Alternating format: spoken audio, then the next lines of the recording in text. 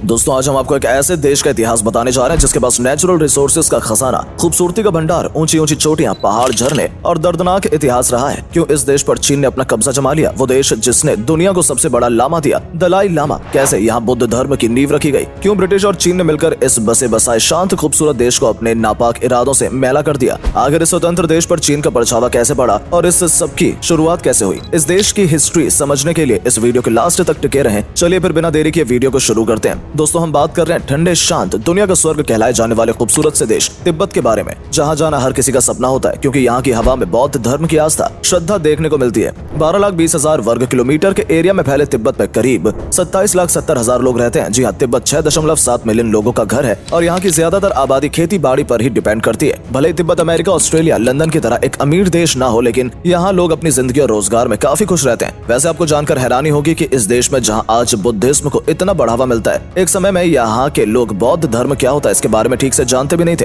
तो सवाल ये उठता है कि आखिर इस देश की झोली में बौद्ध धर्म आया कैसे और कहां से? इसके बारे में जानने से पहले अगर आपने अभी तक हमारी वीडियो को लाइक नहीं किया है तो जल्दी से वीडियो को लाइक कर दीजिए, और हाँ अगर पेज पर नए हैं तो इसे फॉलो करना बिल्कुल ना भूलें। बात है 7वीं शताब्दी की, जब सोंगस्टन जेम्पो और त्रिसोंग डैसन ने यहाँ शासन किया था और इनका शासनकाल 7 से 9 सेंचुरी तक चला था। इन्होंने तिब्बत को काफी मजबूत बनाया। इनके राज में यहाँ के जवान इतने पावरफुल हो गए थे, उन्हें किसी से भी भिड़ने में हिचकिचाहट नहीं होती थी, इसलिए कोई भी देश इनसे लड़ाई करने से घबराता था। जहां इस देश की ताकत बढ़ रही थी वहीं बुद्ध धर्म की भी नींव रखी गई थी। कौन जानता था कि 2 औरतों की वजह से तिब्बत में बुद्धिज्म कल्चर इस हद तक बढ़ जाएगा कि यही इसकी पहचान बनकर दुनिया के सामने आएगा। इसकी शुरुआत हुई थी किंग सोंगस्टन जेम्पो से। दरअसल इन्होंने 2 बुद्ध धर्म की लड़कियों से शादी की थी, एक चीन से बिलोंग करती थी और दूसरी नेपाल से। ये दोनों ही महिलाएं बौद्ध धर्म के साथ साथ उनके स्टैचू, ऑब्जेक्ट्स और धर्म से जुड़ी कुछ किताबें लेकर आई थी। इन्हीं को देखते हुए जेम्पो राजा ने भी इस धर्म को अपना लिया और यहाँ पूजा पाठ शुरू हो गई। लेकिन अभी जनता पूरी तरह से इसे अपनाने के लिए तैयार नहीं थी। पर 755 एडी में जब 13 साल की उम्र में त्रिसोंग डैटसन ने राजगद्दी संभाली और महज 20 साल की उम्र में बौद्ध धर्म से जुड़ गए तो जनता भी काफी इन्फ्लुएंस हुई। उन्होंने बौद्ध धर्म के प्रचार प्रसार के लिए भारत और नेपाल से भी कई फॉरेनर्स बुलवाए और फिर बुद्धिज्म भाषा की जो किताबें थी उन्हें तिब्बत भाषा में कन्वर्ट करा लिया। इस तरह लोग धीरे धीरे इस धर्म से जुड़ते चले गए और आज आलम यह है कि तिब्बत की 78% आबादी बुद्धिज्म को ही फॉलो करती है। अभी ये लोग बौद्ध धर्म को अपनाकर खुशी खुशी शांति से रह रहे थे कि साल 1240 एडी में मंगोलों ने इस देश पर हमला बोल दिया और तिब्बत के साथ साथ चीन के कई इलाकों को भी अपने अंडर में ले लिया। लेकिन यहाँ से बौद्ध धर्म को खत्म नहीं कर पाए। यह देख चीन भी तिब्बत के कई इलाकों पर अपना कब्जा जमाना चाहता था, लेकिन उसका यह सपना पूरा न हो सका। साल 1645 में गवांग लोब्सेंग गायत्सो, जो कि तिब्बत के 5वें सबसे बड़े लामा माने जाते हैं, उन्होंने इस देश को आजाद कराने की बहुत कोशिश की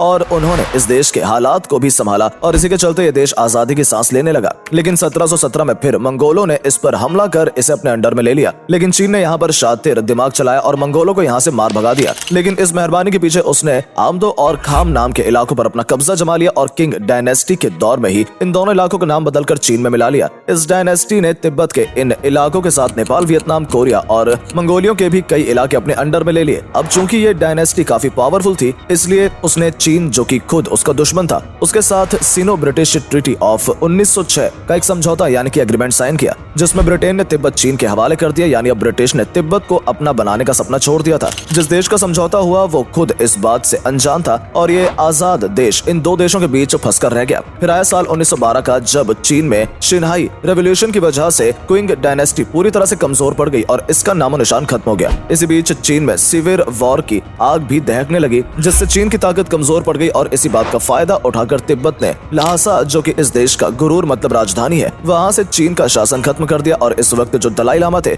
उन्होंने इस देश को पूरी तरह से आजाद घोषित कर दिया। लेकिन ये आजादी इसके दुश्मनों को रास नहीं आई क्योंकि ब्रिटिशर्स नहीं चाहते थे कि चीन का कब्जा तिब्बत से कम हो जाए और रशिया डेमोक्रेसी यहाँ पर पैर पसार ले। इसलिए तिब्बत और ब्रिटेन के बीच फिर से एक समझौता हुआ, जिसमें ब्रिटेन ने तिब्बत को एक ऑटोनोमस सेल्फ गवर्नमेंट रीजन तो डिक्लेयर कर दिया, लेकिन उसने तिब्बत को चीन से आजाद होने की बात खुलकर नहीं कही। यानी अब भी तिब्बत चीन का हिस्सा माना जाता था। भले ही चीन अपने देश में सिविल वॉर के चलते इस देश को अपना बनाने में कामयाब नहीं रहा, लेकिन 1949 में जब चीन आजाद हुआ तो उसने सबसे पहले तिब्बत की तरफ रुख किया। इस वक्त चीन के प्रेसिडेंट बने थे माओ जेडोंग, जिन्होंने चीन की कमान अपने हाथ में थाम ली थी और यही वो शख्स था जिसने तिब्बत को अपने देश का हिस्सा बनाने की चिंगारी फिर से सुलगा दी। माओ जेडोंग ने ये एक कट्टर कम्युनिस्ट थे, ये तिब्बत को चीन का ही हिस्सा मानते थे, इसलिए उन्होंने अपनी सेना को तिब्बत को किसी भी हाल में अपने अंडर में करने के ऑर्डर दिए। ये देख तिब्बत सरकार पूरी तरह से बौखला गई क्योंकि ना तो इनके पास ज्यादा सैनिक थे और ना ही बेहतर हथियार, और फिर इनका कोई मित्र देश भी नहीं था। लेकिन फिर भी तिब्बती सरकार ने अपने देश को बचाने के लिए यूके और यूएस से मदद मांगी, लेकिन तब तक बहुत देर हो चुकी थी।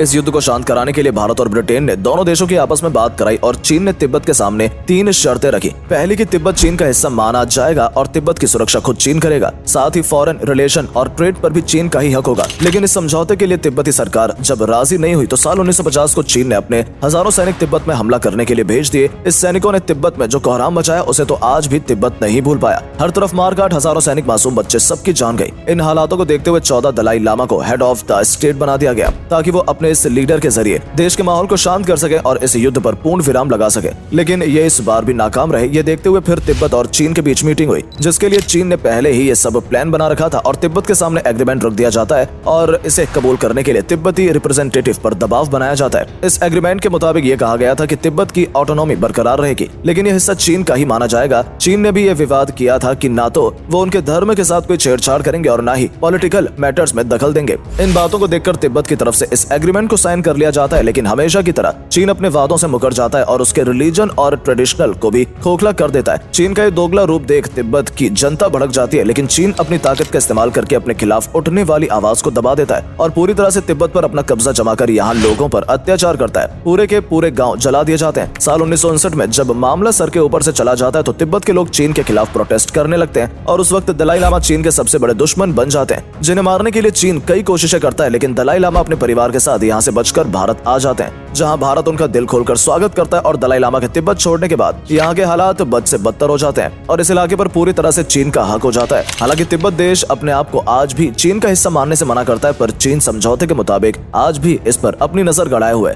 दोस्तों, आपको तिब्बत का इतिहास कैसा लगा कमेंट में बताएं। वीडियो पसंद आई हो तो इसे लाइक और शेयर करें। अगर आपने अभी तक हमारे पेज को फॉलो नहीं किया है तो जल्दी से इस पेज से जुड़ने के लिए इसे फॉलो कर लें ताकि आगे आने वाली वीडियोस की नोटिफिकेशन आपको सबसे पहले मिल सके। मिलते हैं आपसे अगले वीडियो में, तब तक के लिए bye bye and take care.